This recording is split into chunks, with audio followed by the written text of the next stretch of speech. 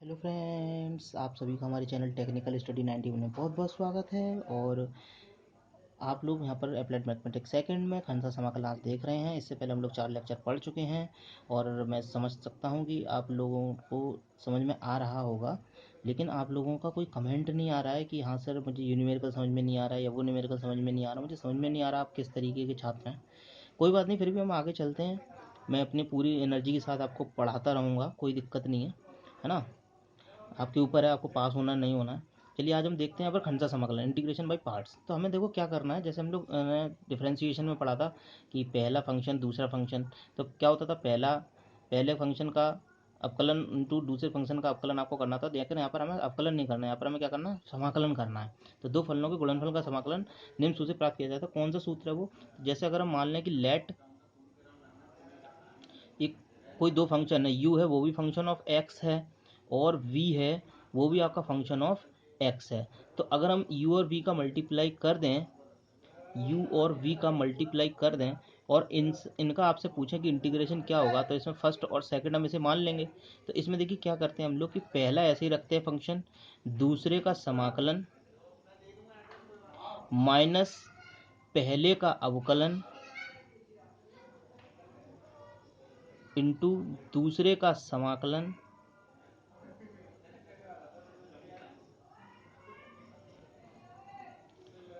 और फिर इस पूरे फंक्शन का समाकलन। बात समझ में आ रही है आपको? क्लियर हो रही है बात? देखिए डिफरेंशिएशन जो है वो यू डैश से ही लिखा जाता है। जैसे यू का डिफरेंशिएशन क्या होगा, यू डैश, या फिर आप ऐसे लिख देंगे कि D U upon D x. ठीक है, यहाँ पर जो यू डैश है that is D U upon D x. आप इसे पैनिक मत हुई।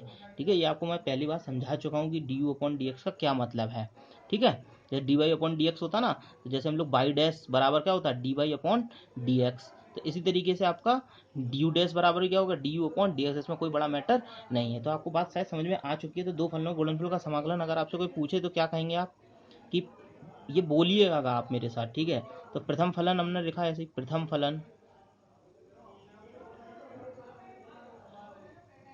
इंटू द्वितीय फलन का समाकलन, द्वितीय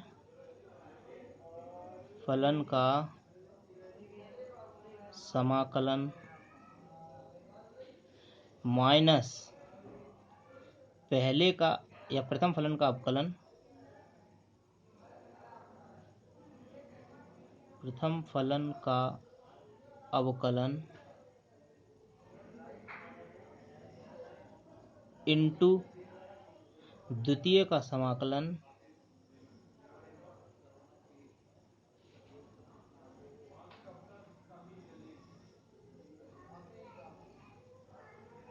और फिर इस पूरे का फिर से समाकलन।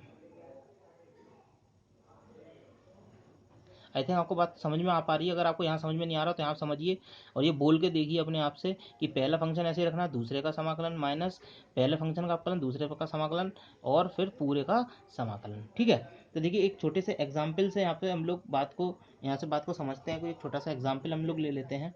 सपोज दैट आपके पास कोई था x इंटू ई की पावर x डी एक्स। इसका हमें डिफरेंस इंटीग्रेशन करना है या आपको आई इंटीग्रल इसका निकालना है। तो हमने इसमें अपनी तरफ से मान लिया है कि ये फर्स्ट है ये सेकंड है। ठीक है, तो इसका इंटीग्रेशन आपको करना। तो आपने देखो अभी पढ़ा है बिल्कुल, फर्स्ट सेकंड हमें लगाना। तो पहला ऐसे ही रखा हमने, तो y बराबर हमने लिखा पहला ऐसे ही रखा, दूसरे का समाकलन तो e की पावर x का हमें क्या करना भैया, समाकलन करना, माइनस पहले का अवकलन यानी x का हमें अवकलन करना है यानी d upon D x, x इसका हमें क्या करना, अवकलन इंटू दूसरे का समाकलन यानी e की power x into D x. फिर इस पूरे मसाले का फिर से समाकलन। बात समझ में आ पा रही है? तो देखिए अब हम पेपर में इतना बार बार तो नहीं लिखेंगे। तो पहले हमने अब फिर डायरेक्ट करने लगेंगे। जब हम सीख जाएंगे तब डायरेक्ट करने लगेंगे। तो ई की पावर एक्स का ई की power x minus D one D x यानी एक्स का डिफरेंशिएशन कितना होता है, वन इंटू ई की पावर एक्स का इंटीग्रेशन कितना होता है, ई की पावर एक्स और बाहर इंटीग्रेशन पहले से लगा होता है। तो वन इंटू ई की पावर एक्स मतलब ई की पावर एक्स ही तो रह गया। तो एक्स इंटू ई की पावर एक्स माइनस ई की power X plus C, that is the final answer. Clear हो रही है यहाँ तक बात? बिल्कुल समझ में आ पा रहा है? चलिए अब इसके कुछ रूल देख लेते हैं। देखो इसमें फर्स्ट और सेकंड मानने के लिए कुछ इंपॉर्टेंट रूल हैं। फर्स्ट एंड सेकंड मानने के सम इम्पोर्टेंट रूल। ठीक है, सबसे पहला रूल आपका क्या कहता है, सबसे पहला रूल देख लेते हैं क्या कहता है आपका। सबसे पहला रूल आपका ये कहता है कि हमें पहला फलन हमेशा उसको मानना है जिसका समाकलन हमें ज्ञात ना हो। ठीक है, फर्स्ट फंक्शन उसे माने जिसका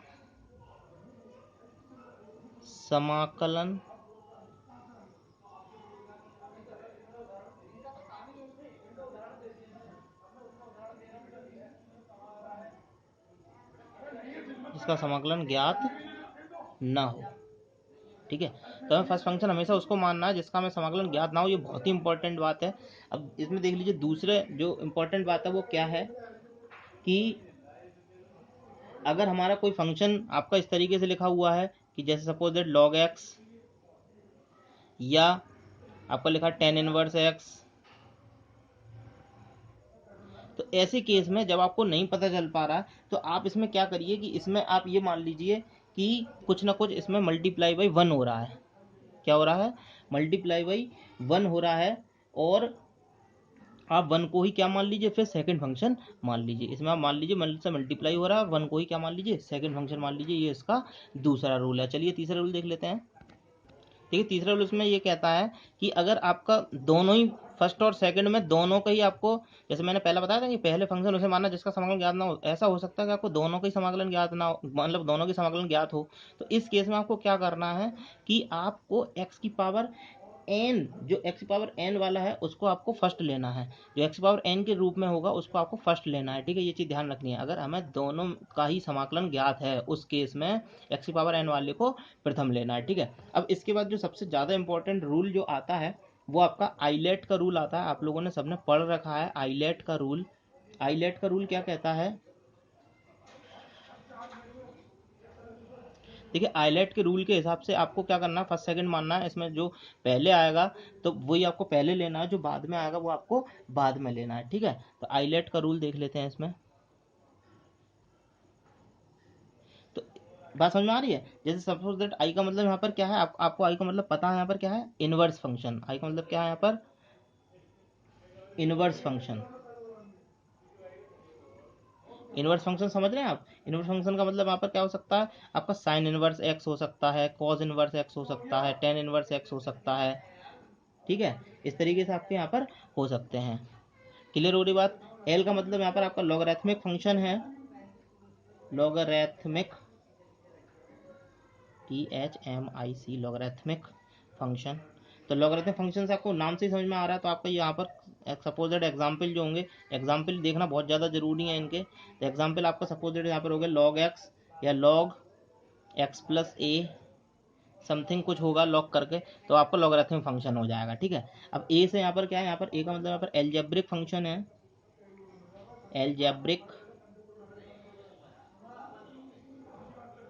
एल्जेब्रिक फंक्शन।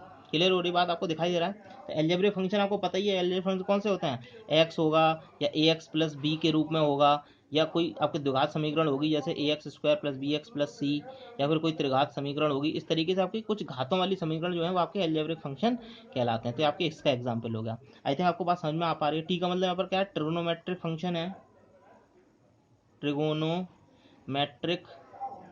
देखिए एक सवाल इससे जरूर आएगा आपके आइलेट रूल से, ट्रिगोनोमेट्रिक फंक्शन है।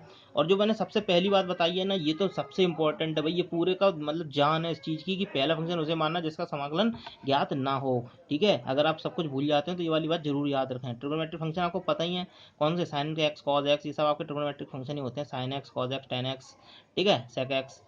तो ये आपके क्या सारे ट्रिगोनोमेट्रिक फंक्शन है। ई से यहाँ पर क्या है, ई से हमारा एक्सपोनेंशियल फंक्शन है, यानी घात मतलब जो चर घात वाले जो होते हैं, एक्सपोनेंशियल फंक्शन। अब एक्सपोनेंशियल फंक्शन कौन से होते हैं हमारे, जैसे आपको कह दिया उसने एग्जाम्पल इसका देख लिया हम लोग, तो a की पावर x कह दिया, e की पावर x कह दिया, या कोई भी फंक्शन है, जैसे a की जगह यहाँ पर कुछ भी हो सकता है, 2 हो सकता है, 3 हो सकता है ना, तो आपको 2 की पावर x कह दिया, 4 की पावर, 5 की पावर, 6 की पावर x, तो कुछ भी हो सकता है। तो आपके सब क्या कहलाते हैं, एक्सपोनेंशियल फंक्शन कहलाते हैं। ठीक है, तो इनमें से दो अगर कोई पहले आ जाए, जो सबसे पहले आ जाएगा वो आपको पहला मानना पड़ेगा। ठीक है, अब इसका एग्जाम्पल देख लेते हैं। तो ये आप ये यहाँ पर थोड़ा ध्यान रखें, ये इसके एग्जाम्पल बहुत ज़्यादा इंपॉर्टेंट है। इनवर्स फंक्शन आपके sine inverse x, cause inverse x, ये अगर पहले आता है तो इसे नंबर 1 पे लेना है। और सपोज दैट लॉग एक्स के साथ आपका ये वाला आ गया साइन इनवर्स एक्स, तो आपको साइन इनवर्स एक्स को पहला लेना है, लॉग एक्स को बाद दूसरे नंबर का लेना है। और सपोज दैट आपका एक्सपोनेंशियल फंक्शन, अलजेब्रिक फंक्शन आ गया कोई, और फिर ट्रिग्नोमेट्रिक फंक्शन आ गया सपोज दैट, तो आपको अलजेब्रिक फंक्शन को पहला लेना है और ट्रिग्नोमेट्रिक फंक्शन को बाद वाला लेना है। तो आप यहाँ पर एग्जाम्पल आप समझ पा रहे हैं, आई थिंक पूरी सब बातें आपको समझ में आ पा रही हैं। ठीक है, चलिए अब इसका क्वेश्चन देख लेते हैं गाइस। क्वेश्चन आपके सामने ये रहा। देखिए आप पेपर में देखिए क्या आपको स्ट्रेटजी लगानी है कि आपको अगर भूल जाए पायलट का रूल क्या है, या आई का I T L A T इनका सब मतलब क्या होता है, तो मैंने आपको एक सबसे इंपॉर्टेंट बात बताइए कि आपको पहला पद उसको मानना है जिसका समाकलन ज्ञात ना हो। तो आप बताइए आपको क्या log x का समाकलन पता है क्या, नहीं पता है, तो आप क्या करेंगे, पहले उसमें जिसका समाकलन ज्ञात ना हो। तो आपको समझ में आ पा रही है यहाँ पर बात बिल्कुल क्लियर समझ इस तरीके से। तो हमें इसका समाकलन नहीं पता, तो हमें इसको ही पहला मानना पड़ेगा। ऐसा नहीं कि जो पहला लिखा उसे पहला मान लिया जाए। अब यहाँ पर पहला किसको माना जाएगा, log x को, और एक्स स्क्वायर वाले टर्म को दूसरा माना जाएगा। आई थिंक आपके बात बिल्कुल भेजे में घुस रही है, मैंने जो आपको बताई। तो आप देखिए यहाँ पर लगा दिए फर्स्ट सेकंड। तो फर्स्ट सेकंड कैसे लगाएंगे आप लोग, पहला ऐसे ही रखा, दूसरे का समाकलन माइनस पहले का अवकलन D upon D x x square into दूसरे का समाकलन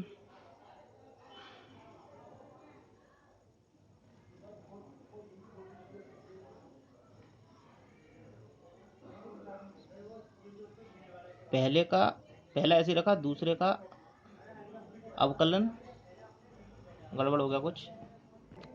ठीक है, तो आपने देख लिया यहाँ पर पहला हमने ऐसे रखा, दूसरे का समाकलन माइनस पहले का अवकलन, और फिर दूसरे का समाकलन, और इस फिर बाद में इस पूरे मसाले का फिर से समाकलन। आई थिंक बात आपको समझ में आ पा रही है। अब देखिए पेपर में क्या करिए, जो फर्स्ट सेकंड आप मानते हैं तो इसे आप थोड़ा सा क्वेश्चन को ना आप इस तरीके से करके लिख लीजिए, क्योंकि log x into x square. देखिए आप भले ही आपको दिखाई दे रहा है कि पहला वाला ये बाद में हमने लिख रखा है, लेकिन आप इसको पहले ऐसे ही करके लिख लीजिए, क्योंकि पेपर में क्या होता है, हम पहला जो देखते हैं हम ये भूल जाते हैं कि हमने पहला किस पर लिखा है, हम पहले वाले को ही मान लेते हैं। इसलिए आप लोग यहाँ पर ध्यान रखें इस चीज़ का। ठीक है, तो आपको पहला वाला पहले ही लिख लेना, ये पेपर में थोड़ा सा ध्यान रखें, इससे गलतियाँ कम होंगी आपकी।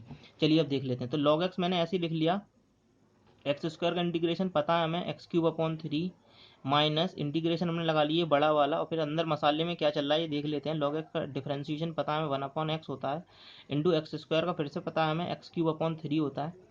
और देखिए बाहर पूरे मसाले का फिर से हमें इंटीग्रेशन करना है, तो एक्स से एक पावर चली गई, इसकी 2 बची, यानी एक्स स्क्वायर अपॉन 3 बचा यहाँ पर। तो यहाँ पर देखिए क्या बचा है, 1 upon 3 log x into x cube minus, I think आपको दिखाई दे रहा है, और आपका देखो 1 अपॉन 3 बाहर निकल गया है यहाँ से, और अंदर क्या बचा देखिए एक्स स्क्वायर डी एक्स, इसका हमें इंटीग्रेशन करना है। तो देखिए अब कुछ भी नहीं बचा है, एक्स स्क्वायर का इंटीग्रेशन आपको पता है एक्स क्यूब अपॉन 3, यानी यहाँ पर क्या हो जाएगा 1 अपॉन 9 एक्स क्यूब, और बाद में हम क्या लिख देंगे प्लस सी। तो आप आंसर आराम से देख पा रहे हैं, इसमें कोई दिक्कत नहीं आ रही है। आप आंसर देख लीजिए फाइनल इसका क्या आ जाएगा। तो इसका फाइनल आंसर आपका आ चुका है 1 upon 3 log x into x cube minus 1 upon 9 हो जाएगा 3 3 9 इंटू एक्स क्यूब प्लस सी। ठीक है, वो एक्स क्यूब अपॉन 3 हो जाएगा, 3 3 9 इस तरीके से हो गया। यहाँ तक बात आपको समझ में आ चुकी है। चलिए ठीक है, नेक्स्ट क्वेश्चन देखते हैं गाइस। सपोज दैट आपको यहाँ पर क्वेश्चन पूछ लिया उसने कि tan इनवर्स एक्स का इंटीग्रेशन निकाल के दिखाइए। ठीक है, ये क्वेश्चन आ गया आपके पास कि tan इनवर्स एक्स का इंटीग्रेशन हमें बताइए निकाल के। तो मैंने आपको पीछे ही बताया था कि अगर आपका कोई ऐसा फंक्शन लिखा हुआ है जिसका इंटीग्रेशन आपको नहीं पता है, तो आप क्या करेंगे, उसके साथ हम ये मान लेंगे कि मल्टीप्लाई में 1 लिखा हुआ है, एक से इसमें गुणा हो चल रहा है, और जो आपने एक जो है, तो मैंने क्या बताया था, हमेशा पहला उसको मानना है। आपने देखिए यहाँ पर ट्रिक जो वाली है, पहला फंक्शन उसे माना जिसका समाकलन ज्ञात ना हो। तो आपको किसका समाकलन ज्ञात नहीं है, आपको tan इनवर्स एक्स का समाकलन ज्ञात नहीं है, तो tan इनवर्स एक्स को आप क्या कह देंगे, पहला मान लेंगे। ठीक है, ये वाली ट्रिक देखिए आपके हर जगह लगेगी, ठीक है, यहाँ पर देखिए एक को दूसरा मानना है। देखो ये वाली ट्रिक आपकी हर जगह लगेगी कि पहला उसे माने जिसका समाकलन ज्ञात ना हो। ये वाली बात आप बोले बार बार।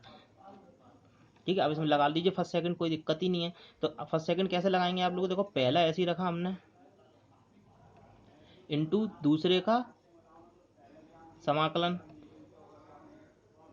माइनस पहले का अवकलन इनटू दूसरे का समाकलन पहले का अवकलन। तो पहला कौन सा, tan inverse x, tan inverse x, इसका अवकलन इनटू दूसरे का समाकलन, दूसरा कौन सा, 1 इंटू डी एक्स, और फिर इस पूरे मसाले का फिर से समाकलन। बात समझ में आ पा रही है आपको। और देखिए tan इनवर्स एक्स मैंने ऐसे ही लिख लिया, और 1 का इंटीग्रेशन एक्स होता है। अब फिर इसमें देखिए tan इनवर्स एक्स का डिफरेंशिएशन आपको पता है 1/1 प्लस एक्स स्क्वायर होता है, और 1 का इंटीग्रेशन फिर से एक्स हो गया, और फिर हमें इस पूरे का करना है इंटीग्रेशन डी एक्स। ठीक है, तो आप देखिए आपको प्रतिस्थापन द्वारा समाकलन इसके जस्ट पहले हम पढ़ चुके हैं। तो इसमें अगर हम 2 से गुणा भाग कर लें तो आप देखिए इसका डिफरेंशिएशन हमें दिख जाएगा कि 1 प्लस एक्स स्क्वायर का डिफरेंशिएशन जो है मेरे भाई वो ऊपर लिखा हुआ है। 1 प्लस एक्स स्क्वायर का डिफरेंशिएशन कहाँ लिखा हुआ है, ऊपर लिखा हुआ है। तो केवल इतने हिस्से को अगर मैं सॉल्व करके आपसे कहूँ कि इतने हिस्से को सर सॉल्व करके देखिए, इतने हिस्से को आप अलग से सॉल्व करके देखेंगे तो इसमें आप कह देंगे कि let 1 plus x square is equal to T मान लेंगे आप यहाँ पर। तो डिफरेंशिएट बोथ साइड कर देंगे तो 0 प्लस एक्स स्क्वायर का 2x और फिर dx और फिर dt। तो देखिए 2x dx की जगह हम dt लिख सकते हैं। तो आप देखिए यहाँ पर 2x dx की जगह dt लिखा जा सकता है। तो देखिए यही वाली ट्रिक हमने यहाँ पर लगाई है, हम डायरेक्ट भी कर सकते हैं इसे। तो 1/2, तो 2x dx की जगह देखो मैंने dt लिख दिया यहाँ पर, और 2x dx की जगह कितना हो जाएगा, देखो यहाँ पर ये वाली बात आप कर लीजिए, यहाँ पर इंटीग्रेशन डायरेक्ट हम कर देंगे। तो 2x dx की जगह हमने देखो dt लिख दिया, तो integration dt upon 1 plus x square की जगह तो टी हो गया 1/t। ठीक है, तो 1/t का तो log t हो जाएगा, और log t हो जाएगा, और log t की जगह हम क्या लिख देंगे, log 1 प्लस एक्स स्क्वायर। यानी आपका जो आंसर आ रहा है यहाँ पर वो कितना आ रहा है, log 1 प्लस एक्स स्क्वायर। ठीक है, तो आप देखिए पेपर में ये वाला काम आप रफ में कर लीजिए, ये वाला काम जो है वो रफ में करिएगा आप। ठीक, जैसे आपको गड़बड़ी ना हो पाए आपसे कुछ। यहाँ तक क्लियर बात समझ में आ पा रही है, बिल्कुल बहुत अच्छी तरीके से। इस तरीके से log x वाला आप घर से करके देखिएगा कि log x का इंटीग्रेशन कैसे निकाले। ठीक है गाइस, नेक्स्ट क्वेश्चन देखते हैं। ठीक है, नेक्स्ट क्वेश्चन दिखाई दे रहा है आप लोगों को, चलिए इसे देख लेते हैं। तो आप देखिए इसमें आपको फर्स्ट सेकंड बाद में आप लगाएंगे, पहले आप ये देखिए कि यहाँ पर डिफरेंशिएशन इसका जो है नीचे लिखा हुआ है, tan इनवर्स एक्स का डिफरेंशिएशन क्या होता है, 1/1 प्लस एक्स स्क्वायर, या हम ये कह सकते हैं 1/1 प्लस एक्स स्क्वायर का इंटीग्रेशन tan इनवर्स एक्स होता है, जो कि ऊपर की तरफ लिखा हुआ है।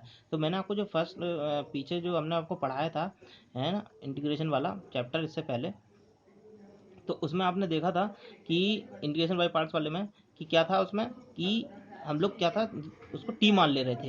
यहाँ पर हम लोग क्या कर लेंगे, देखिए लेट, हमने यहाँ पर tan इनवर्स एक्स को टी मान लिया, tan inverse X is equal to T. अब देखो tan इनवर्स एक्स टी है, तो यहाँ से आप समझ सकते हैं कि x की वैल्यू कितनी हो जाएगी, यहाँ से x की वैल्यू हो जाएगी भैया देखो tan t। क्लियर है, तो आप देखिए इसका डिफरेंशिएशन बोथ साइड कर दीजिए। तो tan इनवर्स एक्स का डिफरेंशिएशन क्या था, 1/1 प्लस एक्स स्क्वायर, और x का dx और t का dt। बात समझ में आ पा रही है, तो इसकी जगह हम ये लिख सकते हैं dt, यानी dx upon 1 plus x square, इस पूरे मसाले की जगह देखो dt आ गया, और x की जगह हमें क्या लिखना है, tan t लिखना है। तो देख लेते हैं हमारा क्वेश्चन अब कैसे बन गया है। हमारा क्वेश्चन बन गया है एक्स की जगह एक्स का स्क्वायर करना है, यानी tan स्क्वायर t हो गया इनटू, और tan इनवर्स एक्स को हमने t मान लिया है, और इस पूरी की जगह dt हो गया। बात समझ में आ रही है आपको। देखिए tan स्क्वायर टी का आपको इंटीग्रेशन नहीं पता है, टी का पता है, लेकिन सेक स्क्वायर का तो पता है। तो tan को हम लोग सेक के रूप में पहले यहाँ पर तोड़ लेंगे। तो tan स्क्वायर को आप सेक के रूप में तोड़ेंगे तो क्या हो जाएगा, sec square T minus 1, sec square T minus 1। Clear हो रही बात आपको यहाँ पर, टी डी टी। ठीक है, तब देखिए इसे आगे कर लेते हैं गाइस।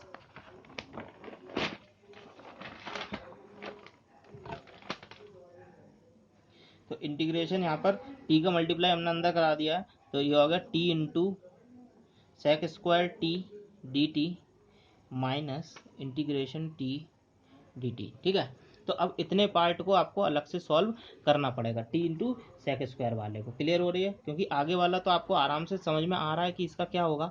तो इसे आप ऐसा कर लीजिए, इसे आई मान लीजिए, फिर बाद में सॉल्व कर लीजिए, नहीं तो फिर साथ में लेकर डोलिए इसे, कोई दिक्कत नहीं आ रही है, ऐसे डोल लेंगे साथ में लेके हम लोग। तो देखिए इसमें हम क्या करेंगे, पहला दूसरा आप इसमें बताइए किसको मानेंगे।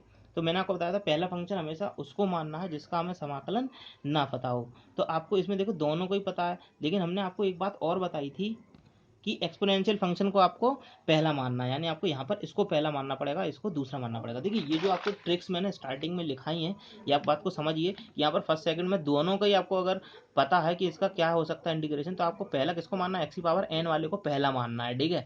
बाद में आइलेट पायलट बाद में आएंगे, पहले बात को समझिए आप यहाँ पर, ठीक है। तो आप यहाँ पर देख लीजिए, तो वैसे भी अगर आप यहाँ पर देखेंगे तो देखो आप यहाँ से आप फंस जाएंगे अलजेब्रिक फंक्शन और ट्रिग्नोमेट्रिक फंक्शन से, है ना। तो आप इस बात को मत देखें, आप पहला हमेशा उसको देखें कि हमें अलजेब्रिक फंक्शन आइलेट के हिसाब से भी आपको अलजेब्रिक फंक्शन पहले ही आ रहा है, ठीक है। या फिर मैंने आपको जो वाली बात बताई थी उससे भी आप कर सकते हैं। तो देखिए पहला ऐसे ही रखा मैंने, दूसरे का समाकलन माइनस पहले का अवकलन, ठीक है। अब डी अपॉन डी एक्स नहीं लिखेंगे, डी अपॉन डी टी लिखना पड़ेगा। पहले का अवकलन इंटू दूसरे का समाकलन और फिर इस पूरे मसाले का फिर से समाकलन। अब टी के रेस्पेक्ट में कर रहे हैं ना, इंटीग्रेशन टी डी टी यहाँ चली जाए। आप चाहें तो टी स्क्वायर अपॉन 2 लिख दीजिए, फिर वहाँ पर एक कॉन्स्टेंट लेके चलना पड़ेगा हमें, है ना, इसलिए हम इसे नहीं लिख रहे हैं। तो सेक स्क्वायर का क्या होता है 10x, तो यहाँ पर टी है तो 10t आ जाएगा, माइनस इंटीग्रेशन टी का डिफरेंशिएशन तो 1 ही हो गया, सेक स्क्वायर का फिर से 10t हो गया और फिर इस पूरे का dt minus integration T dt। देख रहे हैं आप, टी इंटू 10t माइनस, और 10x का क्या होता है log sec x, यहाँ पर t है तो log sec t, log sec t, क्यों भाई, माइनस और t का कितना हो जाएगा टी स्क्वायर अपॉन 2 प्लस सी। बात यहाँ तक शायद आपको समझ में आ रही है, लेकिन हमें आंसर क्या है इसके रूप में नहीं छोड़ना, हमें टी की वैल्यू यहाँ पर लेके आनी है। क्लियर हो रही बात आप लोगों को, बिल्कुल क्लियर हो रही है। तो आप देखिए यहाँ पर क्या हो जाएगा, बताइएगा आप फटाफट। तो देखिए आपने यहाँ पर मान लिए थे कुछ कि टी की जगह आपने क्या माना था, tan इनवर्स एक्स माना था आपने, तो tan इनवर्स एक्स लिख दिया, और 10t आपने देखिए यहाँ पर 10t ये लिखा था, देखिए आप 10t एक्स की जगह 10t लिखा था, यहाँ पर देख रहे हैं आप एक्स की जगह 10t, ये देख पा रहे हैं एक्स की जगह 10t लिखा था, तो हम यही लिख रहे हैं 10t की जगह हमने एक्स लिख दिया, माइनस लॉग बेस ई। अब सेक टी को आपको देखना है, तो देखिए आपको सेक टी कैसे निकालेंगे, तो सेक टी निकालने की देखिए आप यहाँ पर एक ट्रायंगल थोड़ा सा समझ लीजिए, हमें ट्रायंगल बनाना पड़ेगा, क्योंकि आपको देखिए आपने यहाँ पर माना था 10t is equal to x, आपने क्या माना था देखिए 10t is equal to x, तो 10 होता है क्या है, लंब बटे आधार होता है, आप ट्रिग्नोमेट्री वाला वीडियो देख लीजिए, तो लंब बटे आधार, ठीक है। अगर मैं इसे t मान लूँ तो लंब सामने वाला लंब यानी x और आधार ये हो गया 1, तो ये आपको हो जाएगा under root 1 plus x square, ठीक है। इस तरीके से आप यहाँ पर कर्ण निकाल सकते हैं। कर्ण क्या होता है, आधार का स्क्वायर प्लस लंब का स्क्वायर, इसका अंडर रूट कर देंगे तो हमें कर्ण पता चल जाएगा। तो आप देखिए अब सेक निकालना आपको, सेक टी, तो सेक होता क्या है, सेक तो आपने पढ़ा है लाल बटे कक्का,